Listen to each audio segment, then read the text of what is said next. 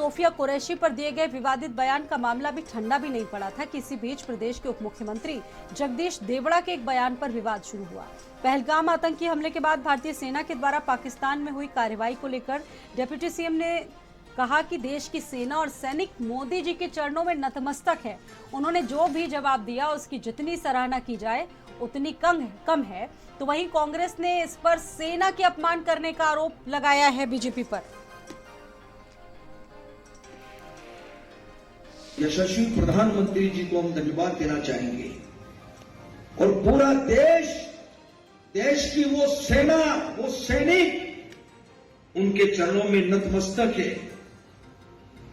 उनके चरणों में पूरा देश नतमस्तक है। उन्होंने जो जवाब दिया है उसकी जितनी सराहना की जाए, जितना कहा जाए, एक बार उनके लिए जोरदार ताली बजा करके। उन्होंने कपड़े उतार के हमारे हिंदुओं को मारा और मोदी जी ने उनकी बहन को उनकी ऐसी की तैसी करने हमारे जहाज से उनके घर। योगिता सिंह हरियाणा की जाटक है और एयर मार्शल भारती पूर्णिया के यादव हैं। तो तीनों तो पीडीए के थे। एक को मुसलमान समझ के गाली दी, एक को राजपूत समझ के कुछ नहीं किया और भारती के बारे में जानकारी नहीं थी। और जब पेपर में आ गया तब ये सोचने को विवश है कि अब क्या करें। तो नेता के बिगड़े बोल, कांग्रेस और अन्य विपक्षी दलों ने सेना का अपमान इसे बताया है और डिप्टी सीएम जगदीश देवड़ा के बयान से भारी हंगामा। पहले विजय शाह ने एक विवादित बयान दिया था देश की बेटी कर्नल सोफिया कुरैशी को लेकर, और आज जिस तरीके से देवड़ा का बयान सामने आया है उसके बाद लगातार कांग्रेस और दूसरे विपक्षी दल इसको सेना का अपमान बता रहे, देश के लिए अपमान बता रहे हैं। और इस पर हमारे साथ दो खास मेहमान जुड़ चुके हैं, बातचीत करेंगे। हमारे साथ इस वक्त बीजेपी नेता मनोज उपाध्याय हैं और कांग्रेस से प्रवक्ता डॉक्टर उमाशंकर पांडे जी मौजूद हैं। स्वागत है आप दोनों का। सर, सबसे पहले तो मैं इसमें आऊंगी मनोज उपाध्याय आपके पास। मनोज उपाध्याय जी, इतना शर्मनाक बयान जिस तरीके से आपके यहाँ दिया गया है, बीजेपी के नेता हैं और एक तो उप मुख्यमंत्री हैं जिन्होंने आज एक विवादित बयान दिया और दूसरी तरफ विजय शाह के बयान को लेकर पहले से ही हंगामा मचा है। सैन्य पराक्रम की पूरे दुनिया ने बहुत सराहना की और आपके मंत्री इस तरह की टिप्पणी कर रहे हैं। सर, क्या कहेंगे इस पर? मनोज उपाध्याय जी, मेरी आवाज अगर आपको आ रही हो तो। हेलो, आवाज मेरी आ रही है मनोज उपाध्याय जी आपको? चलिए उसको दुरुस्त करवाते हैं। डॉक्टर उमाशंकर हमारे साथ मौजूद है। मैं उसको दुरुस्त करवाऊंगी। डॉक्टर उमाशंकर जी भी हमारे साथ मौजूद हैं। उमाशंकर पांडे जी, आप लोग इन बयानों को लेकर लगातार बहुत आक्रामक हैं, आक्रामक रुख दिखा रहे हैं, लेकिन अब सवाल ये है कि बीजेपी ने बड़ा नर्म रुख अख्तियार किया हुआ है इस पर। अभी तक कोई कार्रवाई नहीं हुई, आप लोग भी कड़ी से कड़ी कार्रवाई का विरोध कर रहे हैं। नहीं, देखिए, हम लोग चाहते हैं जो लोग सेना का अपमान कर रहे हैं उनके खिलाफ सख्त कार्रवाई होनी चाहिए, चाहे वो विजय शाह हो या ये जगदीश देवड़ा। निश्चित रूप से ये बहुत शर्मनाक बयान है और इस पर कठोरतम कार्रवाई होनी चाहिए। लेकिन जो एफआईआर दर्ज हुई है, आप उस एफआईआर में देखिए, कर्नल सोफिया कुरैशी को लेके जो विजय शाह ने शर्मनाक और निंदनीय बयान दिया है उसका जिक्र तक नहीं है। तो ये जो सरकार सेना का अपमान करती है, सेना की शूरता के पीछे, सेना की वीरता के पीछे, उनके शौर्य और पराक्रम के पीछे छिपकर वोट बैंक की राजनीति करती है, ये सब शर्मनाक है।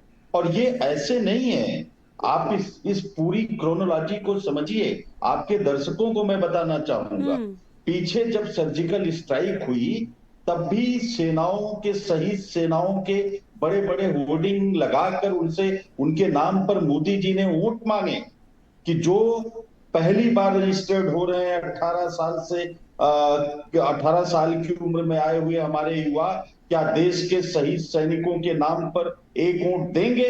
ये प्रधानमंत्री जी का बयान था। तो ये सेना का अपमान करते हैं, सेना के नाम पर ठीक है, वोट मनोज बैंक की उपाध्याय से इसका राजनीति जवाब ले करते लेते हैं। हैं। उमाशंकर जी, अगर मेरी जी। आवाज आप तक पहुंच रही हो, किसी सड़क छाप व्यक्ति से उम्मीद की जा सकती थी कि वो ऐसी भाषा का प्रयोग कर सकता है, लेकिन आपके यहाँ के एक डिप्टी सीएम नतमस्तक बता रहे सेना को प्रधानमंत्री के चरणों में, और दूसरी तरफ विजय शाह जो कि कैबिनेट मंत्री है, बहुत ऊंचा दर्जा है उनका, देश की बेटी को लेकर वो ऐसी विवादित टिप्पणी कर देते हो और अभी तक आप लोग नरम रुख अख्तियार किए हुए इन दोनों नेताओं पर कोई कार्रवाई नहीं हुई। क्या कहना चाहेंगे सर इस पर आप?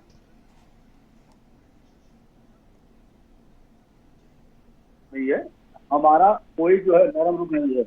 हाँ, जिस प्रकार से आपने देखा होगा, हमने उसका क्यों कंडम किया कि ये बात सेना के लिए हो या देश की हमारे सेना के लिए बात जो कही जा रही है सरासर निंदनीय है। इसकी हम घोर निंदा करते हैं। हमने ही नहीं बल्कि उन्होंने भी माफी मांगा, और हमारे तरफ से किसी नेता ने ऐसा नहीं किया कि हमारे भारतीय जनता पार्टी उनका व्यक्तिगत बयान के रूप में इस पर कार्रवाई होगी और अवश्य होनी है। जिस जिस का फोरम चला, ये किसी ने नहीं इसका समर्थन करते। भारतीय जनता पार्टी का एक नेता आप नहीं बता सकते जो समर्थन करता हुआ दिखाओ, पहली चीज। दूसरी चीज है, अब रह गई बात सेना का पौरुष और सेना की क्षमता। इसको हम भारतीय जनता पार्टी ने सदैव पराखों पे बैठाया, माननीय प्रधानमंत्री जी ने बैठाया है।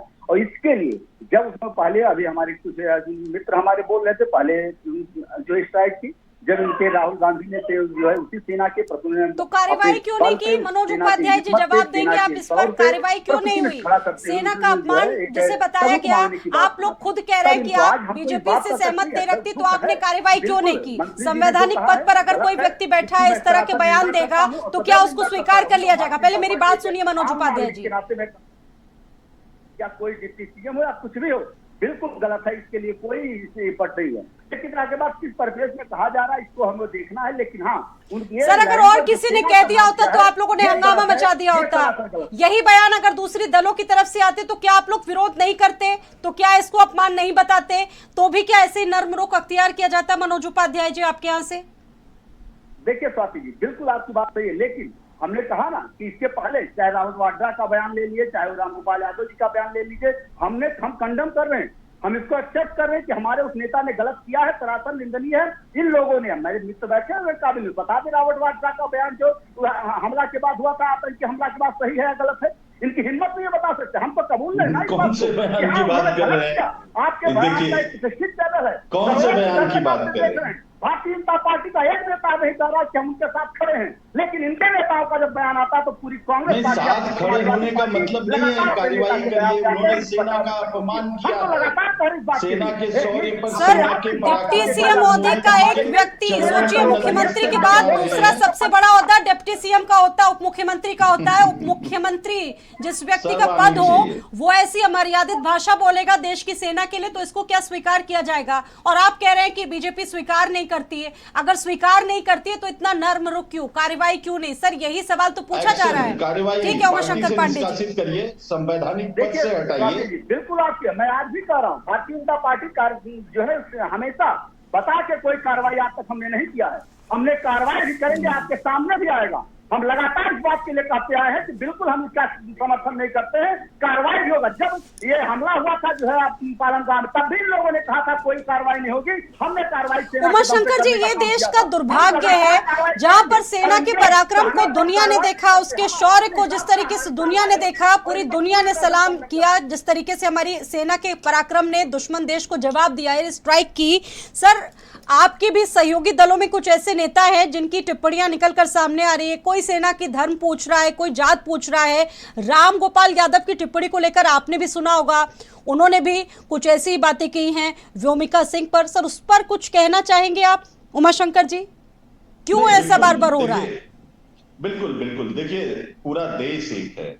जब सेना का कोई जवान लड़ने जाता है तो वो किसी जाति और धर्म के आधार पर लड़ने नहीं जाता है, वो देश का सिपाही होता है। देश की रक्षा के लिए अपना घर परिवार छोड़कर दुश्मनों से लोहा लेने वाला, हम सबको आजादी और स्वतंत्रता और गणतंत्र की सांस देने वाला एक बहादुर सिपाही होता है। उसकी जाति की बात की जाए, उसके धर्म की बात की जाए, दोनों एक ही तराजू पर निंदनीय है, इसमें जरा भी कोई दो राय नहीं है। लेकिन जो सोफिया कुरैशी जी को लेके इनके विजय शाह जी का बयान आया है और जो राम गोपाल यादव जी का बयान आया है, जी दोनों बयानों में एक अंतर जरूर है। मैं किसी को जस्टिफाई नहीं कर रहा हूं स्वाति जी, लेकिन एक अंतर है।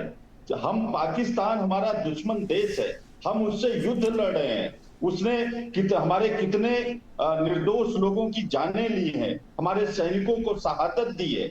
उनकी बहन बताना, यानी कि जो हमारी कमांडर हैं, जो हमारे जो लड़ने गई, उनको उनकी बहन बताना यानी कि पाकिस्तानियों की बहन बताना, ये देश के 140 करोड़ लोगों का अपमान है जो भारतीय जनता पार्टी ने किया है। और राम गोपाल यादव जी का जो बयान है जिसमें वो व्योमिका सिंह जी की जाति बता रहे हैं, ये निश्चित रूप से विभाजनकारी बयान है। राम गोपाल जी बहुत सीनियर लीडर हैं, हम सब उनका सम्मान करते हैं, लेकिन इस तरीके के बयान को कहीं से भी इसको जस्टिफाई नहीं किया जा सकता। ओके, इस पर अखिलेश यादव ने क्या कुछ कहा है? इन दोनों ही बयानों पर अखिलेश यादव की आज प्रतिक्रिया आई है, उस प्रतिक्रिया में अखिलेश यादव ने क्या बताया वो सुनते हैं। उसी का परिणाम यह है कि समय समय पर ये लोग अपमानित करते हैं, चाहे वो आर्मी के लेडी ऑफिसर हों या और क्षेत्र के जो लोग हैं, उनको समय समय पर इनके, चाहे उत्तर प्रदेश के नेता हों, चाहे कर्नाटक के नेता हों, चाहे बंगाल के नेता हों, ये अपमानित करने की इन्होंने ट्रेनिंग पाई हुई है। इन्हें ये भी परवाह नहीं है कि देश की रक्षा करने वाले लोग, जब हमारे देश को सबसे ज़्यादा सेना की ज़रूरत है और अच्छे अधिकारियों की ज़रूरत है, उस समय भी ये अपमानित कर रहे हैं।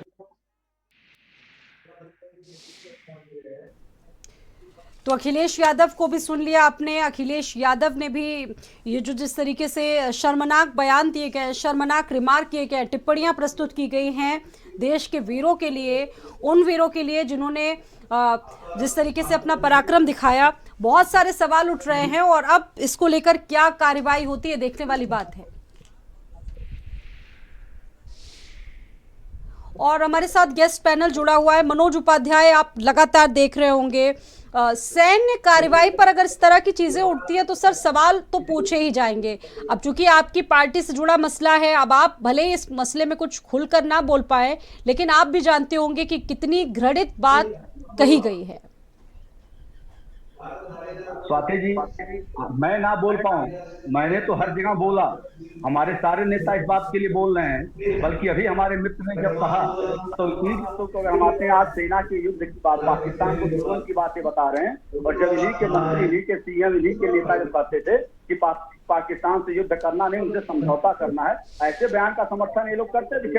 हमने तो आज ये कहां से स्वाति जी, देखिए झूठ बोलने की परंपरा भाजपा की है, ये उसी परंपरा का निवास। किसका बयान है, दिखाइए जरा स्वाति जी, इनसे पूछिए किसका बयान है, ये झूठ का सहारा क्यों ले रहे हैं। हम कांग्रेस पार्टी के लोग हैं जिन्होंने 3 बार पाकिस्तान से सामने का युद्ध लड़कर पाकिस्तान के 2 टुकड़े कर दिए। हमको ये बताने की कोशिश कर रहे हैं, झूठ का सहारा ले रहे हैं। नहीं स्वाति जी, आपका बड़ा चैनल है, उसमें झूठ बोल रहे हैं, इसको जल्दी वेरीफाई तो कराइए, झूठ क्यों बोल रहे हैं। मनोज जी देखिए, झूठ का सहारा मत लीजिए। हमने 3 बार पाकिस्तान से सीधे युद्ध लड़ा है, जिसमें 3 बार पाकिस्तान के बल लाया है और 1 बार पाकिस्तान के हमने 2 टुकड़े किए हैं। और आप हमको सर्टिफिकेट देने की बात कर रहे हैं। और 1 बार आपको लड़ना पड़ा, मोदी जी आपके घुटनों पे बैठ गए, ट्रंप के चरणों में लौट गए। ये शर्मनाक है, 140 करोड़ भारतीयों का सिर मोदी जी ने झुका दिया, ये बेहद शर्मनाक है। चलिए ठीक है सर, हम तो यही समझेंगे कि अभी तक इस मामले में कार्रवाई नहीं हुई। मनोज जी, हम चाहते हैं कि कड़ी से कड़ी कार्रवाई हो, क्योंकि देश और सेना का अपमान किसी और कहीं पर भी बर्दाश्त नहीं किया जा सकता। और जिस तरीके से ये कार्रवाई अभी तक नहीं हुई, एक तरह से मौन स्वीकृति को भी प्रकट करता है। बहुत धन्यवाद आप दोनों का ही जुड़ने के लिए। मनोज उपाध्याय।